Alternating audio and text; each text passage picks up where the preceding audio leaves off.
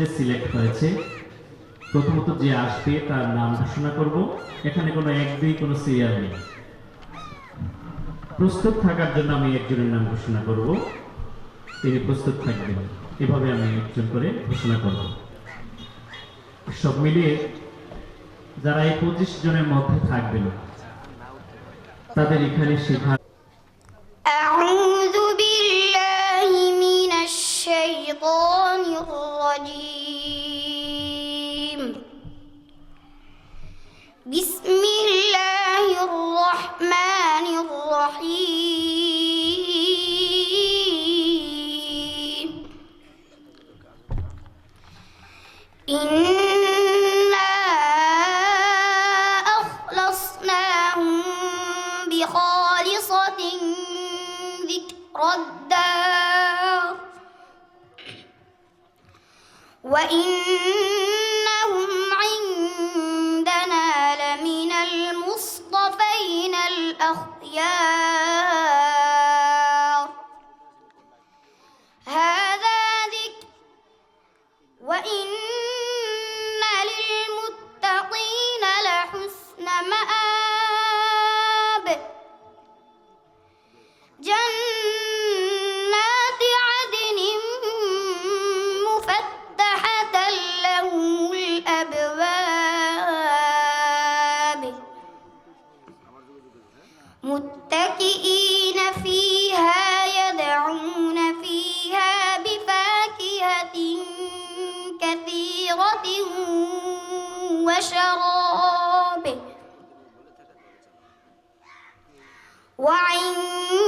وعندهم قاصرات الطرف أتراب.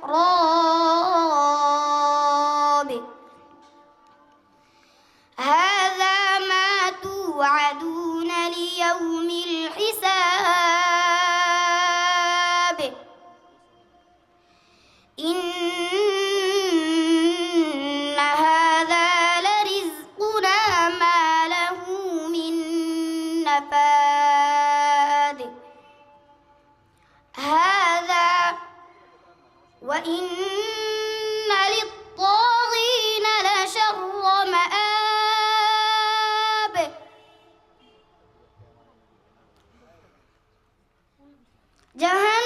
جهنم يصلونها فبئس المهاد.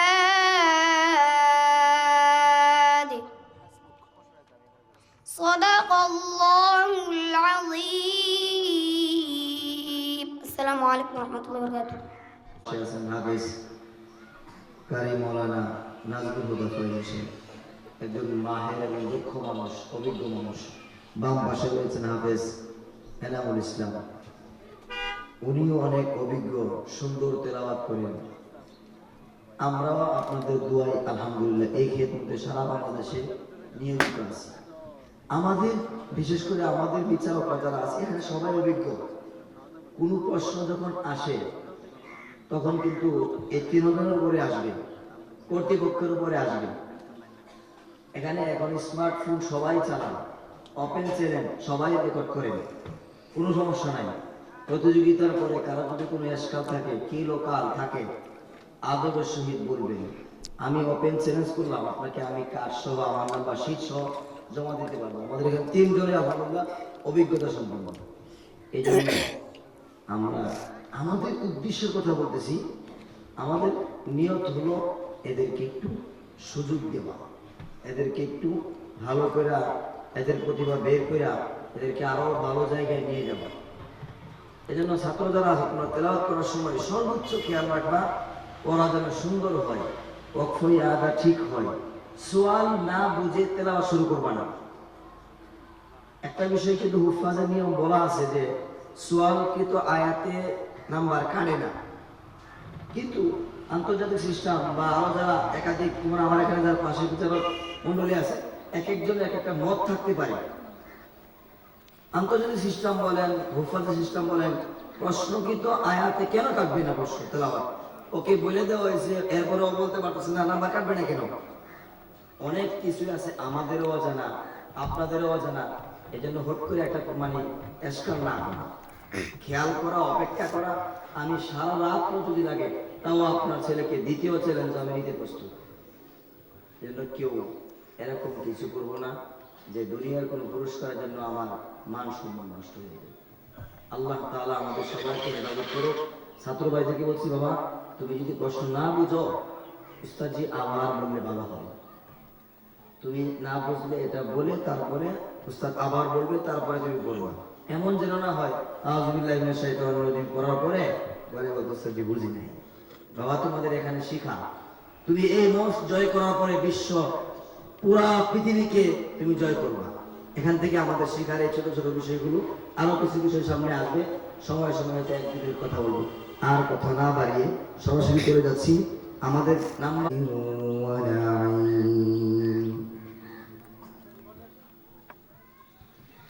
أعوذ بالله من الشيطان الرجيم.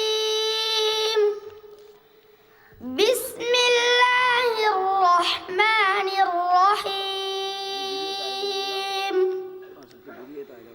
إن المتقين في جنات ونعيم فاكهين بما آتاهم ربهم ووقاهم ربهم عذاب الجحيم. كلوا واشربوا هنيئا بما كنتم تعملون متكئين على سرر مصفوفة وزوجناهم بحور عين. والذين آمنوا واتبعتهم ذريتهم بإيمانهم والذين آمنوا واتبعتهم ذريتهم بإيمان ألحقنا والذين آمنوا واتبعتهم ذريتهم بإيمان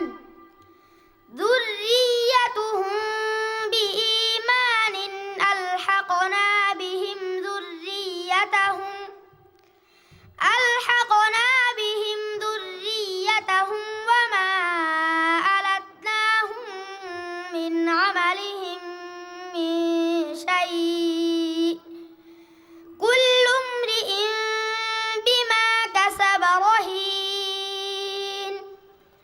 وأمددناهم بفاكهة ولحم مما يشتهون. صدق الله العظيم. السلام عليكم. أعوذ بالله من الشيطان الرجيم.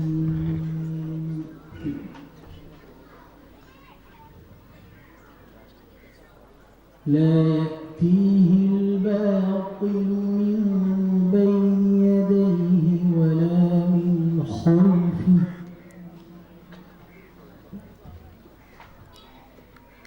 أعوذ بالله من الشيطان الرجيم. بسم الله الرحمن الرحيم. لا يأتيه الباطل من بين يديه ولا من خلفه تنزيل من حكيم حميد. ما يقال لك إلا ما قد قيل للرسل من قبلك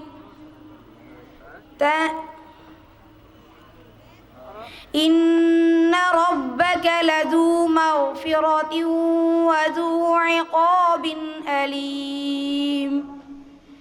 ولو تلقيان عن اليمين وعن الشمال الشمال قعيد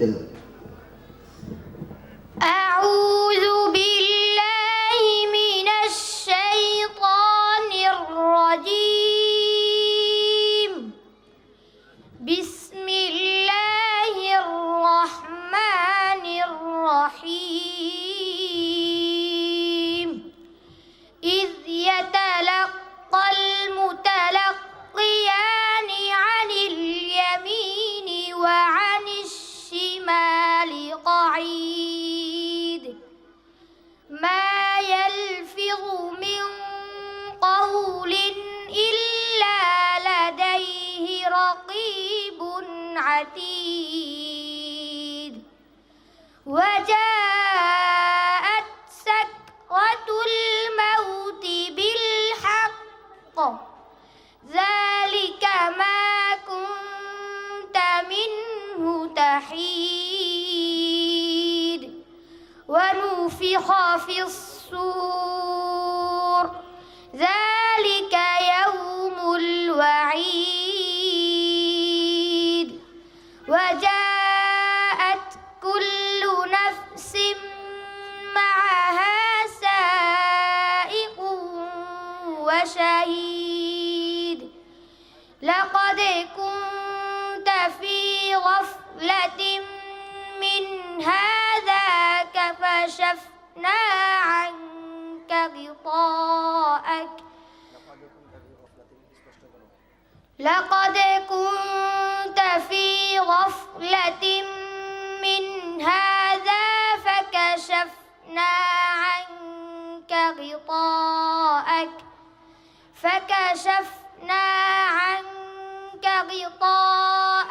فبصرك اليوم حديد وقال قرينه هذا ما لدي عتيد ألقيا في جهنم كل كفار عنيد صدق الله العظيم السلام عليكم মাশাআল্লাহ। আমাদের এই পর্যায়ে প্রতিযোগী 1637, প্রস্তুত থাকবে 1236, প্রস্তুত থাকবে 1165। এখন প্রতিযোগী 1637।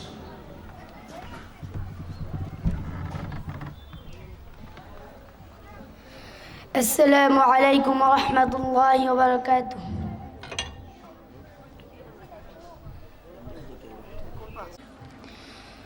بسم الله الرحمن الرحيم سبح لله ما في السماوات والأرض وهو العزيز الحكيم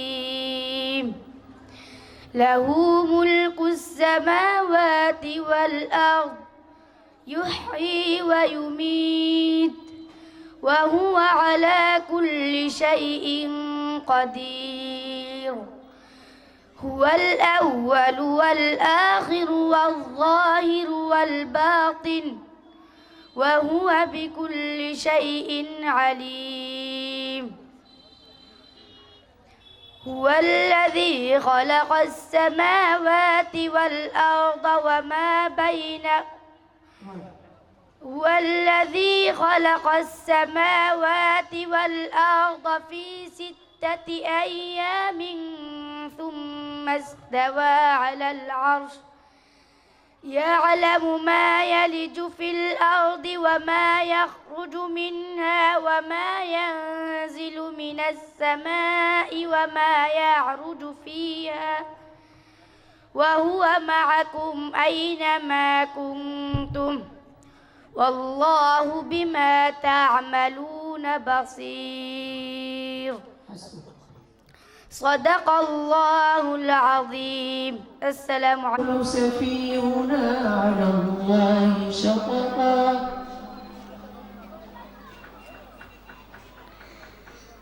أعوذ بالله من الشيطان الشيطان الرجيم.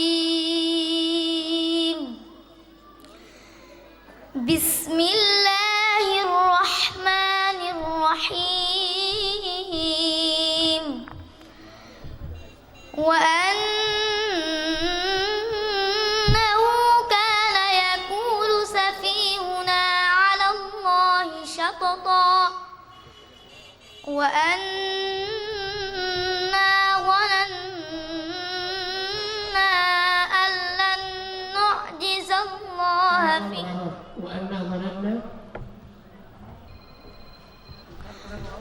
وأنا ظننا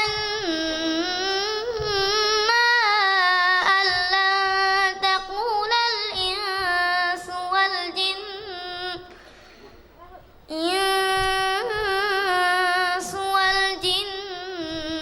على الله شططا. صدق الله العظيم. أعوذ بالله من الشيطان الرجيم.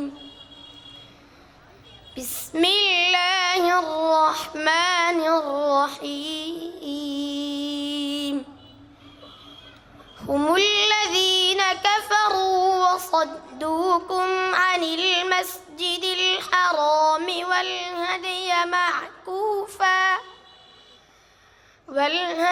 معكوفا أن يبلغ محله ولولا رجال مؤمنون ونساء مؤمنات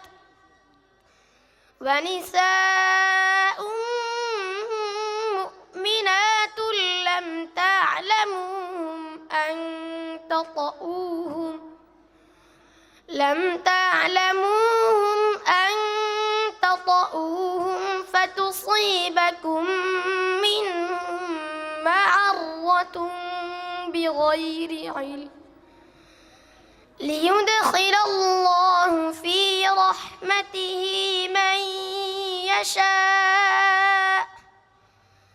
لو تزيلوا لعذبنا الذين كفروا منهم عذابا أليما. صدق الله العظيم. السلام عليكم. الشيطان الرجيم. بسم الله الرحمن الرحيم. خلق السماوات والأرض بالحق وصوركم فأحسن صوركم وإليه المصير. يعلم ما في السماوات والأرض ويعلم ما تسرون وما تعلنون والله عليم بذات الصدور. ألم يأتكم نبأ الذين كفروا من قبل فذاقوا وبال أمرهم ولهم عذاب أليم. صدق الله العظيم. السلام عليكم. الشيطان الرجيم. بسم الله الرحمن الرحيم. وأما عاد فأهلكوا بريح صرصر عاتية سخرها عليهم 7 ليال و8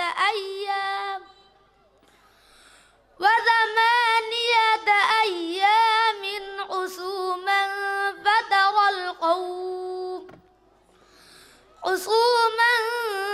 فترى القوم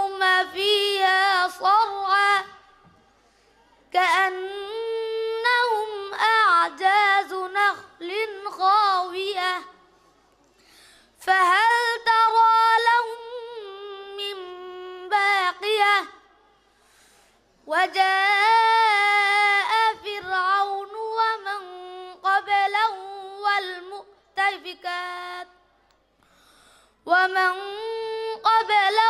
والمؤتفكات بالخاطئة صدق الله مولانا العظيم. بسم الله الرحمن الرحيم.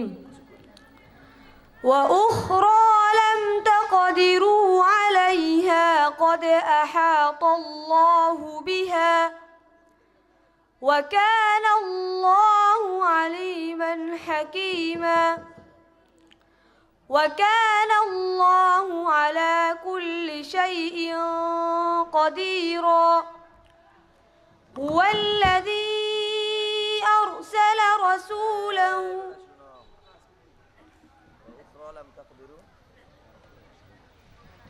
وأخرى لم تقدروا عليها قد أحاط الله بها وكان الله بكل شيء وكان الله على كل شيء قديرا.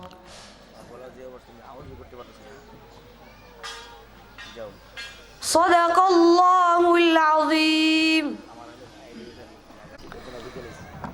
أعوذ بالله من الشيطان الرجيم.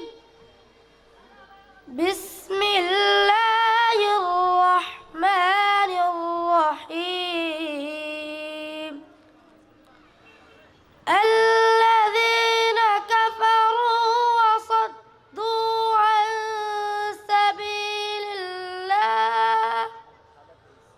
وصدوا عن سبيل الله أضل أعمالهم والذين آمنوا وعملوا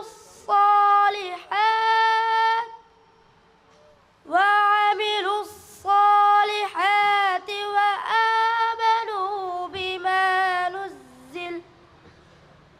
وآمنوا بما نزل على محمد وهو الحق من ربهم كفر عنهم سيئاتهم وأصلح بالهم ذلك بأن الذين كفروا اتبعوا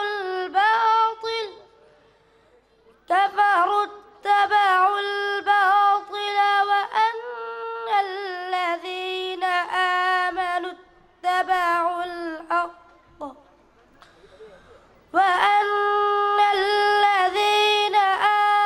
اتبعوا الحق من ربهم كذلك يضرب الله للناس أمثالهم. صدق الله العظيم. الله من الشيطان الرجيم. وإن أردتم استبدال زوج مكان زوج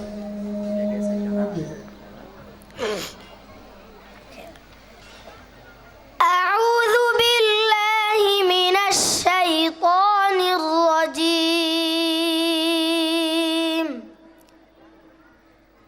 بسم الله الرحمن الرحيم.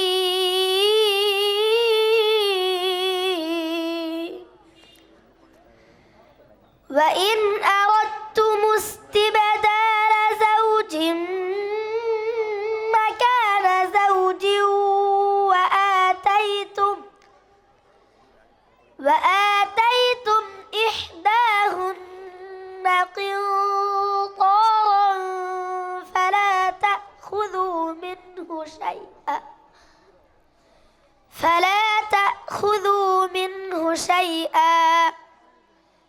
أتأخذونه بهتانا وإثما مبينا وكيف تأخذونه وقد أفضى بعضكم إلى بعض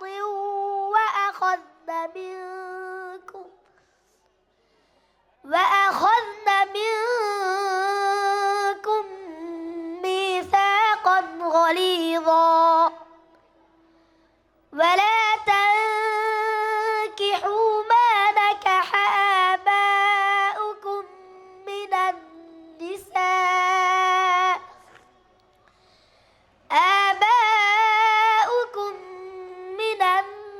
النساء إلا ما قد سلف إنه كان فاحشة ومقتا وساء سبيلا صدق الله العظيم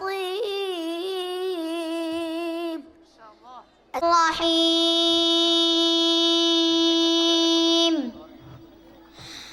وحملناه على ذات ألواح ودسر تجري بأعيننا جزاء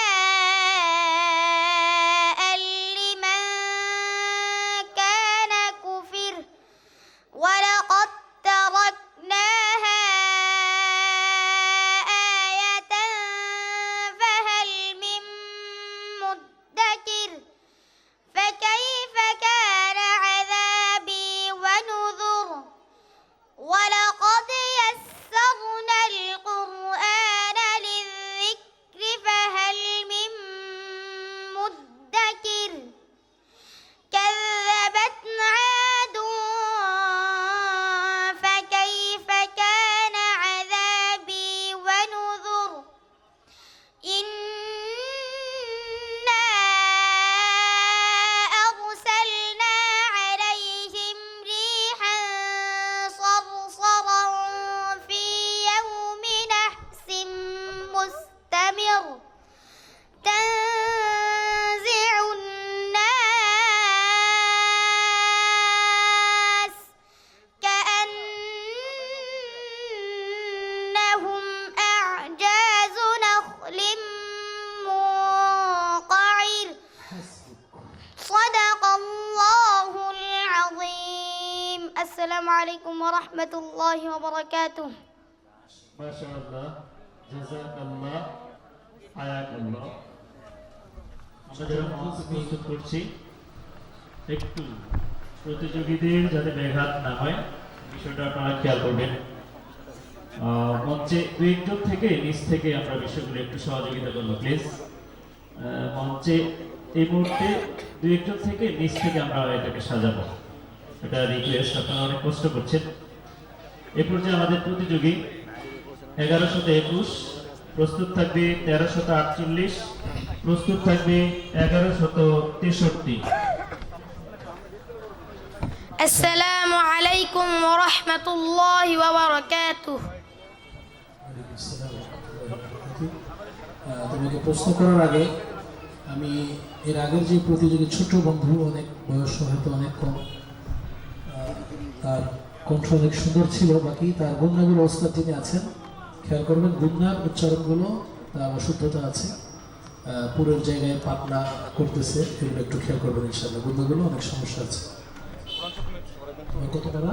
26 থেকে 30 أعوذ بالله من الشيطان الرجيم بسم الله الرحمن الرحيم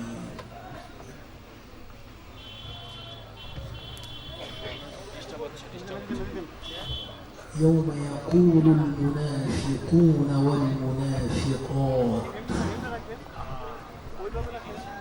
أعوذ بالله من الشيطان الرجيم بسم الله الرحمن الرحيم يوم يقول المنافقون والمنافقات للذين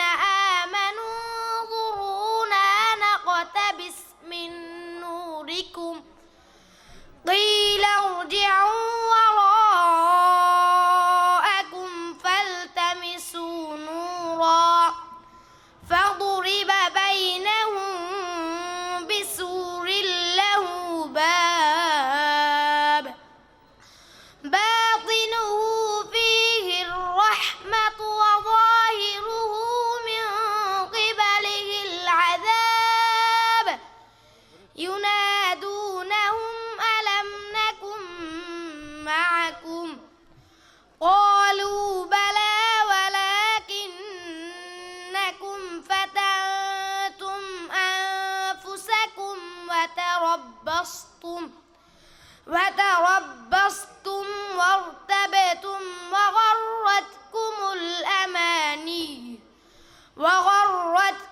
الأماني حتى جاء أمر الله وغركم بالله الغرور صدق الله العظيم غضب الله أعوذ بالله من الشيطان الرجيم بسم الله الرحمن الرحيم ألم تر إلى الذين تولوا قوما غضب الله عليهم ما هم منكم ولا منهم ويحلفون على الكذب وهم يعلمون أعد الله لهم عذابا شديدا إنهم ساء ما كانوا يعملون اتخذوا أيمانهم جنة فصدوا عن سبيل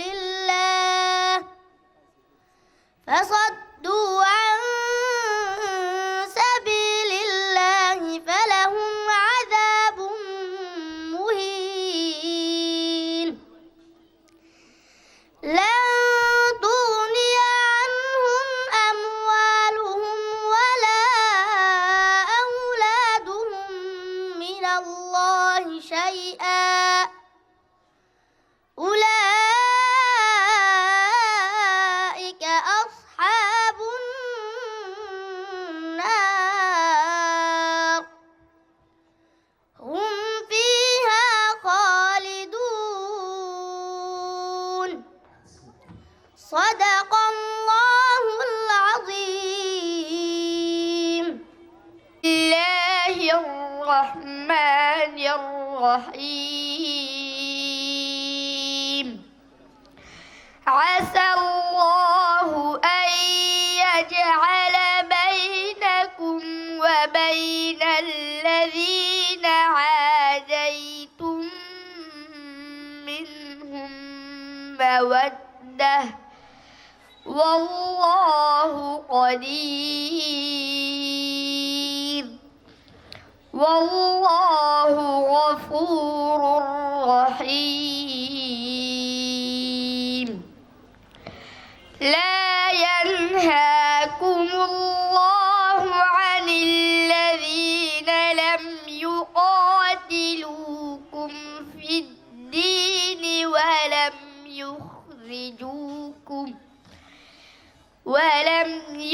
يخرجوكم من دياركم أن تبروهم وتقسطوا إليهم إن الله يحب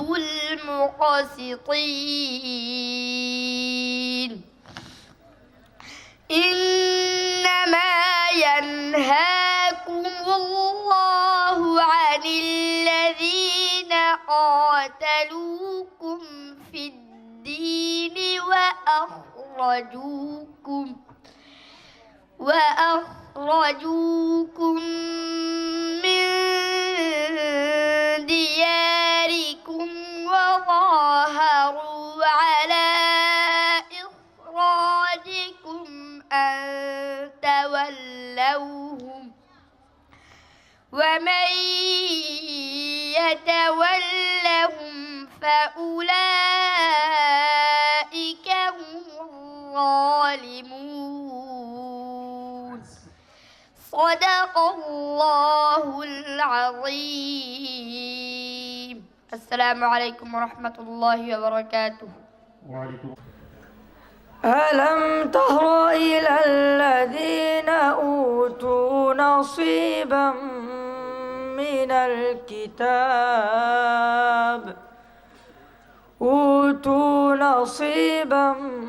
من الكتاب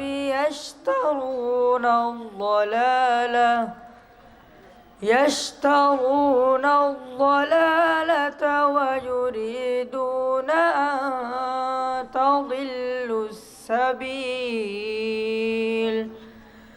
والله أعلم بأعدائكم وكفى بالله وليا وكفى بالله نصيرا صدق الله العظيم. ذوقوا فتنتكم هذا الذي كنتم به تستعجلون.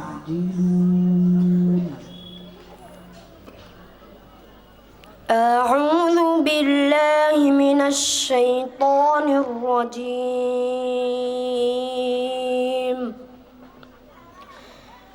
بسم الله الرحمن الرحيم.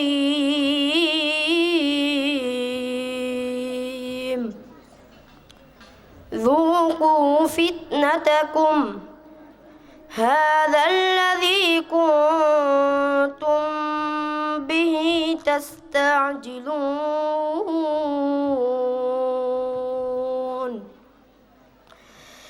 إن المتقين في جنات وعيون آخذين ما آتاهم ربهم إنهم كانوا قبل ذلك مترفين.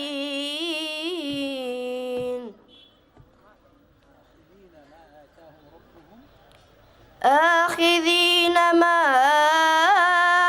آتاهم ربهم إنهم كانوا قبل ذلك محسنين. كانوا قليلا من الليل ما يهجعون وبالأسحار هم يستغفرون. وفي أموالهم حق للسائل والمحروم. وفي الأرض آيات للموقنين وفي أنفسكم أفلا تبصرون.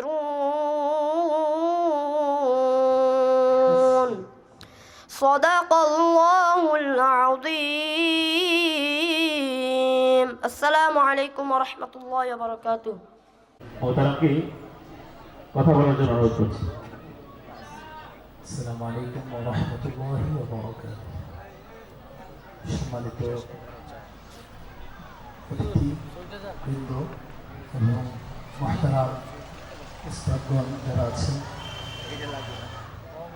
এবং আমার প্রাণপ্রিয় ছাত্র ভাইয়েরা, আজকের এই প্রতিযোগিতার অনেক আগে থেকেই হয়তো আপনারা জানতেন এবং অনেক প্রস্তুতি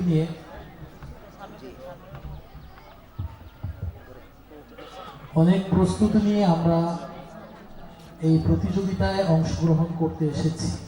অনেক আশা নিয়ে, অনেক আকাঙ্ক্ষা নিয়ে ওস্তাদরাও হাড় ভাঙা মেহনত করেছেন।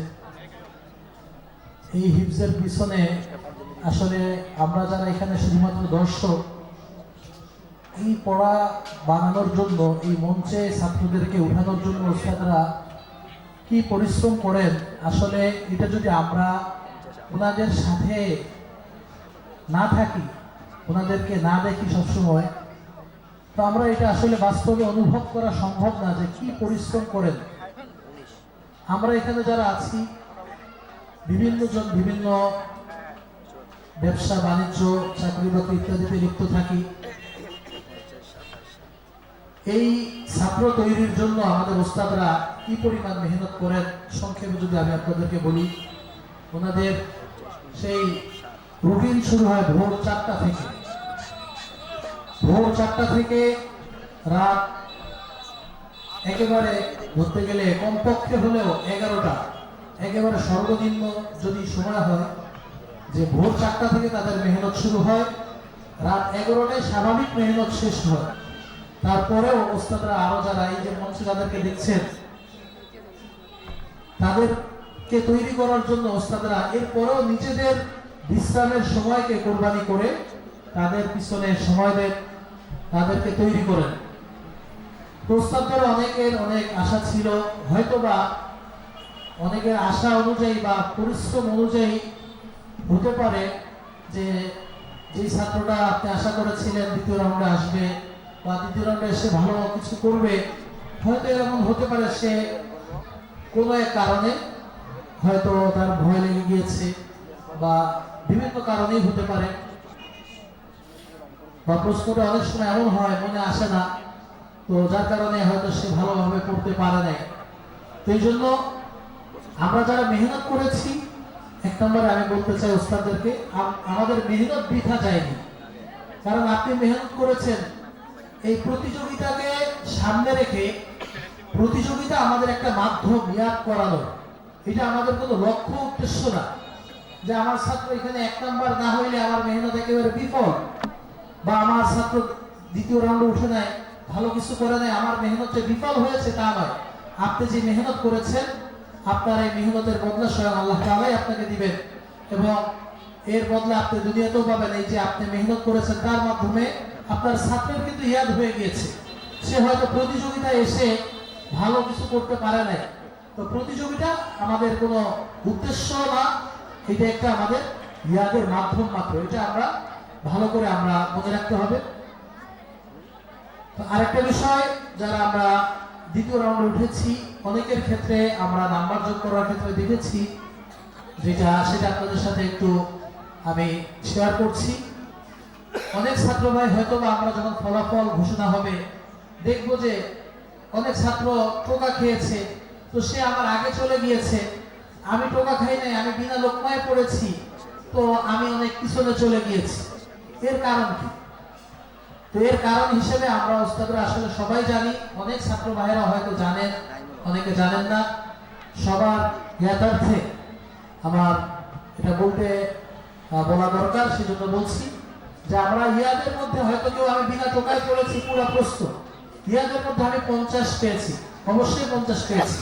আমাদের এখানে খাতা আছে, যারা টোকা খায়নি তারা 50-এ 50 পেয়েছে ইয়াদের ভিতরে। তো আমাদের যেহেতু 100 মার্কের এটা একটা, তার সার্বিক দিক বিবেচনা করে কণ্ঠের যে আয়াতের শেষে যে তার সুরের ভঙ্গিটা সেটা কেমন ভাবে সে থেমেছে, সব একরকম আছে কিনা, অনেকগুলো দিক বিবেচনা করেই উপস্থাপনার মধ্যে একটা নাম্বার আছে। অর্থাৎ ইয়াদের 50, ইয়াদের বাহিরেও 50 নাম্বার আছে। তা আমি হয়তো ইয়াদের 50 নাম্বার পেয়েছি, আরেকটি ছেলে হয়তো আমি দেখবো বাহ্যিকভাবে সে 2টা টোকা খেয়েছে, একটা লোকমা গিয়েছে, তো সে আমার থেকে আগে চলে গিয়েছে। এমন হতে পারে ওই ছেলেটা হয়তো অবশ্যই সে তাজবিদের মধ্যে যে 40 আছে সে হয়তো 25 পেয়েছে, আমি এমন আছি 15 পেয়েছি, আমি ওইখান থেকে 10 নাম্বার তার থেকে পিছিয়ে গিয়েছি। তো সে হয়তো টোকা খেয়ে 3 নাম্বার তার কাটা গিয়েছে, কিন্তু আমার তাজবিদে 10 নাই, আমি তার থেকে আরো অনেক পিছিয়ে। তো সেই হিসেবে নাম্বারটা যখন একসাথে যোগ হয়, যেহেতু এটা শুধুমাত্র ইয়াদের উপরে যাচাই করে আমরা রেজাল্ট তৈরি করা হয় না, 3টা বিষয় এক করে রেজাল্ট তৈরি করা হয়। তো এই জন্য আমরা যারা আমাদের কারণ মাত্র একটি আমরা মনে করব, সেটা হলো আমাদের বাকি যে 50 আছে সেই 50-এ অবশ্যই আমার দুর্বলতা আছে, সেই 50-এর উপরে তাজবিদের উপরে আমাদের মেহনত করতে হবে। এই জন্য আমাদের সকলের তাজবিদের ভিতরে মাখরাজ এবং মাখরাজের সাথে সাথে সিফাতের গুরুত্ব একেবারে অপরিসীম। যদি সিফাত অনুযায়ী আমার তেলাওয়াতটা না হয় তাহলে আমি অবশ্যই ভালো মানসম্মত তেলাওয়াত করতে পারবো না। এই জন্য আমি উস্তাদ মহোদয়গণ যারা আছেন, ছাত্র ভাইয়েরা যারা আছে, সবাইকেই অন্তর থেকে বিনীতভাবে অনুরোধ করে বলছি, হয়তোবা আপনি নাম্বার কম পেতে পারেন, ভালো পড়েও বা বিনা টোকায় পড়েও, কারণ একটাই, তাজবিদের হয়তো দুর্বলতা ছিল, উপস্থাপনায় দুর্বলতা ছিল। এই জন্য আমরা আমাদের এই প্রতিযোগিতার মাধ্যমে আমি যদি পিছিয়ে থাকি তাহলে মনে করতে হবে যে আমার এই বিষয়গুলোকে আমার মেহনত করে আগে অগ্রসর হতে হবে। তো আল্লাহ তাআলা এই সংক্ষিপ্ত যে আলোচনা করলাম আমাদের সকলকে মনে রেখে সেই অনুযায়ী প্রতিযোগিতাকে আমরা কোনো হার জিত না, প্রতিযোগিতায় এসে শুধু আমরা প্রতিযোগিতার মাধ্যমে দুইটা জিনিস অর্জন হয়, হয় কেউ ভালো করবে জিতবে, অথবা কেউ এসে শিখে যাবে। আমার থেকে একজন ভালো করছে, আমি তার থেকে এই ভালো করাটা শিখে যাব, আমি হেরে যাব না। আমি হেরে গিয়েছি বা আমি পিছনে পড়ে গিয়েছি এরকম কোনো ছাত্র ভাইরা বা কোনো ওস্তাদরা মনে করবো না ইনশাআল্লাহ। তাহলে আমরা যদি শিখে যাই তাহলে আমি পিছনে আছি, আমি আরো মেহনত করে আগে এগিয়ে যাব, এই চিন্তা চেতনা নিয়ে আমরা এখান থেকে যাব। আমি সবার প্রতি এই আশা ব্যক্ত করে আমার সংক্ষিপ্ত আলোচনা শেষ করছি। আসসালামু আলাইকুম ওয়া রাহমাতুল্লাহি ওয়া বারাকাতুহু।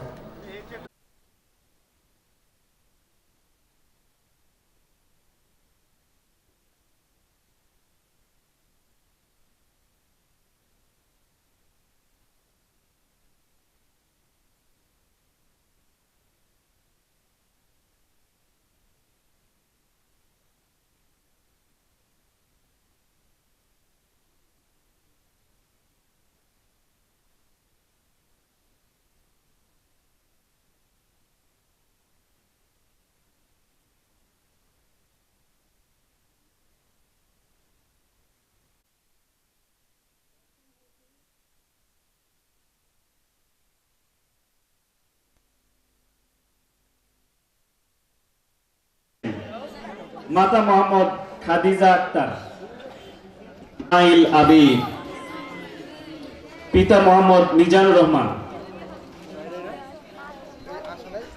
জনাব প্রফেসর বজলুর রহমান স্যারের কাছ থেকে পুরস্কার গ্রহণ করছেন মোহাম্মদ সাদ আহমদ। পঞ্চম মোহাম্মদ সাদ আহমদ, আবেদানুর কবি মাদ্রাসা, পাগড়ি এবং মহাগ্রন্থ আল কোরআন সনদ। মহান আল্লাহ তাআলা তাকে বড় দ্বীনের খাদেম হিসেবে কবুল করুক, আমরা বলি আমিন।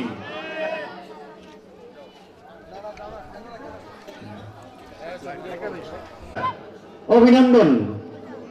তৃতীয় সে চেক ক্রেস্ট। অভিনন্দন, সবাই বলি অভিনন্দন, মারহাবা, মাশাআল্লাহ। পুরস্কার গ্রহণ করছেন আজকের সম্মানিত বিশেষ অতিথি, আমাদের সকলের পরম একান্ত প্রিয় ভাই জনাব AKM কামরুল হাসান ভুইয়া সাহেবের কাছ থেকে আব্দুল কাদের জিলানী, পিতার নাম আবু ইউসুফ, পুরস্কার গ্রহণ করছেন AKM কামরুল হাসান ভুইয়া।